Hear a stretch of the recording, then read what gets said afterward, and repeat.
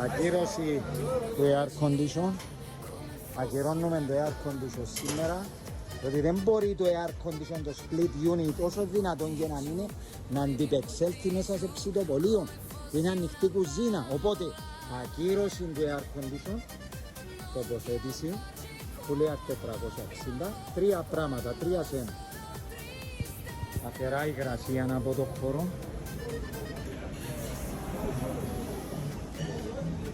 Αφαιρά θερμότητα. Και ψήξει μηδέν βαθμούς, ναι, ψήξει σούπερ. Και από εδώ που βγάζει έξω το ζεστόν αέρα. Του λέει Αυστραλία, δίνουμε λύσεις σε πολύ ζεστούς χώρους ψητοπολείων.